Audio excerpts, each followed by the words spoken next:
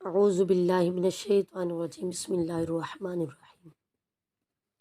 حامہ کون تھا اور اس کا اتنا ذکر کیوں کیا گیا ہے؟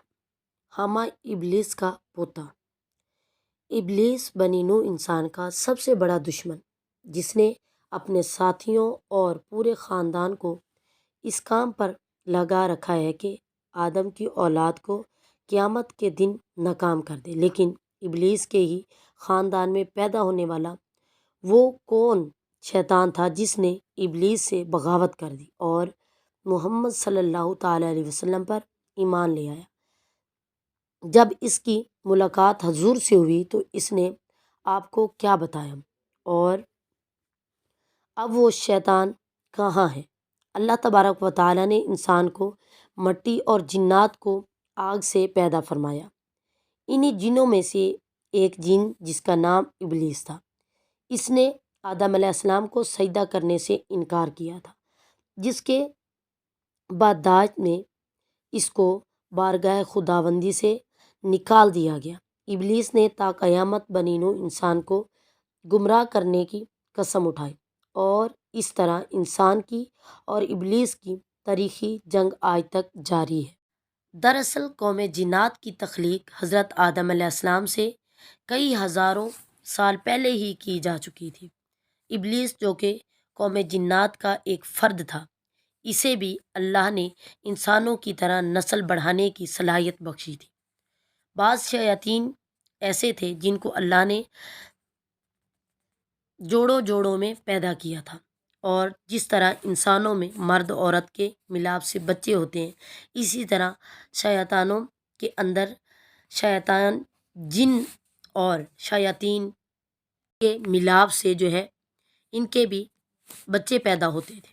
لہٰذا ابلیس کے اقربا ساتھی اور اس کی اولاد میں سے بھی وقت کے ساتھ اضافہ ہوتا گیا اور لشکر ابلیس بنی نوح انسان کو گمراہ کرنے کے لیے زمین پر پھیل گیا۔ ابلیس کے مختلف بیٹے اور پوتے مختلف کاموں پر مامور ہو گئے۔ اس میں سے کوئی انسانوں کو زنا کاری عام کرنے کے لیے جو ہے ورغلاتا ہے۔ کچھ شیاطین انسانوں میں فتنہ و فساد پھیلاتے ہیں تو کچھ انسانوں کو آپس میں لڑواتے ہیں۔ اسی طرح شیاطین کی اولادیں انتہائی جو انسانوں کو گمراہ کرتے ہیں اور انسان کو گناہ میں ملوث کرتے ہیں۔ لیکن ابلیس کے ان تمام بیٹوں، پوتوں اور رشتہ داروں میں سے ایک شیطان ایسا جس نے اپنے جد امجد ابلیس سے بغاوت کی تھی اور گمراہی کے اس راستے کو چھوڑ کر راہ حق پر گامزن ہوا تھا، یہ شیطان ابلیس کا پوتا تھا اور اس نے نبی کریم صلی اللہ تعالیٰ علیہ وسلم سے ملاقات کی تھی اور آپ پر ایمان لایا تھا۔ اس کے متعلق تاریخ کی مشہور کتابوں اور حدیث میں ایک واقعہ بیان ہوا ہے جو کچھ یوں ہے۔ حضرت انس بن مالک اور حضرت عمر بن خطاب رضی اللہ تعالیٰ عنہ سے روایت ہے کہ ایک روز ہم نبی کریم صلی اللہ تعالیٰ علیہ وسلم کے ہمراہ مکہ کے جنگلات کی طرف نکلے۔ ہم تہامہ پہاڑ پر پہنچے تھے کہ ایک بوڑھا شخص نمودار ہوا جو اپنی لاٹھی کے ساتھ چل رہا تھا۔ اس نے حضور کریم صلی اللہ تعالیٰ علیہ وسلم کو سلام کیا تو آپ نے سلام کا جواب دیا اور فرمایا کہ بوڑھا اپنی چال ڈھال اور زبان کے لحاظ سے جن معلوم ہوتا ہے۔ اس بوڑھے نے کہا، جی ہاں، آپ کا اندازہ ٹھیک ہے۔ آپ نے اس سے دریافت کیا کہ تو کون ہے اور تیرا تعلق جنوں کے کس گروپ سے ہے؟ اس نے کہا، میرا نام حامہ ہے، میں ایم کا بیٹا ہوں جو لاقیس کا بیٹا ہے اور لاقیس ابلیس کا بیٹا ہے۔ اس پر نبی کریم صلی اللہ تعالیٰ علیہ وسلم نے فرمایا، گویا تیرا اور ابلیس کے درمیان صرف 2 پشتوں کا فاصلہ ہے۔ اس نے کہا، ہاں آپ نے درست کہا۔ پھر آپ نے اس سے دریافت کیا کہ تیری عمر کتنی ہے؟ اس نے کہا کہ یا رسول اللہ صلی اللہ تعالیٰ علیہ وسلم، جتنی عمر اس دنیا کی ہے اتنی ہی میری عمر ہے، یہ شاید اس سے کچھ کم ہوگی۔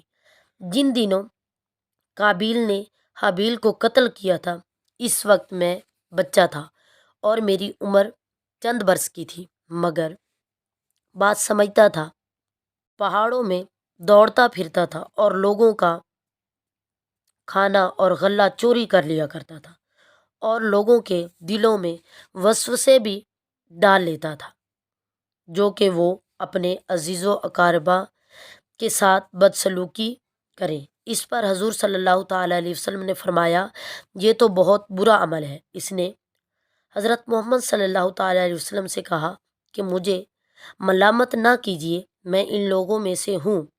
حضرت نوح علیہ السلام پر ایمان لائے اور ان کے ساتھ توبہ کر لی اور ان کی دعوت دین میں مدد کی تھی، یہاں تک کہ میں 1 سال حضرت نوح علیہ السلام کے ساتھ ان کی مسجد میں رہا ہوں۔ میں نے حضرت ابراہیم علیہ السلام سے بھی ملاقات کی ہے، اور جس وقت ابراہیم علیہ السلام کو آگ میں ڈالا جا رہا تھا تو میں بھی ان کے ساتھ تھا۔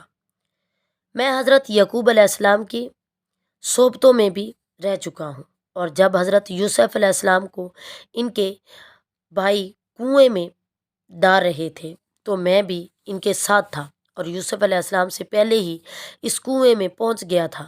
میں حضرت موسیٰ علیہ السلام سے بھی مل چکا ہوں اور ان سے تورات سیکھی ہے، اور جب میری ملاقات عیسیٰ علیہ السلام سے ہوئی تو میں نے موسیٰ علیہ السلام کا سلام ان تک پہنچایا تھا۔ حضرت عیسیٰ علیہ السلام نے مجھے انجیل سکھائی تھی، اور اے نبیوں کے سردار، حضرت عیسیٰ علیہ السلام نے فرمایا تھا کہ اگر تم محمد صلی اللہ تعالیٰ علیہ وسلم سے ملاقات کرو تو میرا سلام ان کو پہنچانا۔ چنانچہ میں اس امانت سے سب کو دوش ہونے کے لیے آپ کے پاس حاضر ہوا ہوں، اور حضرت عیسیٰ علیہ السلام کا سلام آپ کی خدمت میں پیش کرتا ہوں۔ نبی کریم صلی اللہ تعالیٰ علیہ وسلم نے فرمایا کہ عیسیٰ علیہ السلام پر سلام ہو، اور حامہ امانت پہنچانے کی وجہ سے تجھ پر بھی سلام ہو۔ پھر حامہ نے کہا کہ اللہ کی قسم، میں بہت شرمندہ ہوں اور اللہ کی پناہ مانگتا ہوں اس بات سے میں قاصر رہوں، پھر انسان سے میں پیچھے ہوں۔ اور پھر اس نے کہا کہ میں آپ پر ایمان لاتا ہوں۔ اس کے بعد وہ اتنا رویا کہ صحابہ کرام بھی رو پڑے۔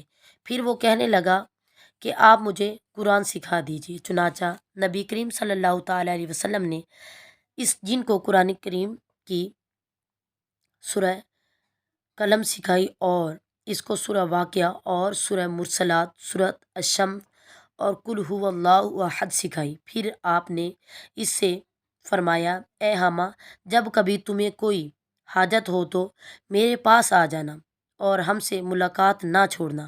صحابہ کرام فرماتے ہیں کہ حامہ وہاں سے چلا گیا، اور صحابہ کرام فرماتے ہیں کہ اس کے بعد آپ نے بھی اس کا ذکر کبھی نہیں لیا۔ اس کا ذکر اس کے بعد نبی کریم صلی اللہ تعالیٰ علیہ وسلم نے بھی کبھی نہ فرمایا۔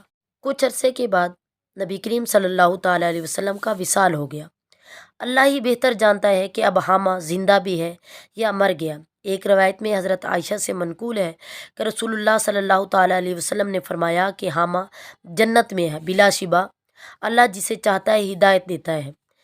ہدایت اور نور ہر اس مخلوق کے دل میں سما سکتی ہے جو اپنے گناہوں سے توبہ کر لے اور حق کو قبول کر لے، خواہ وہ خدائی کے دعوے دار فرعون کے گھر میں رہنے والی بیوی آسیہ ہو یا کسی گناہ گار کے گھر میں پیدا ہونے والا نیک صفت انسان ہو۔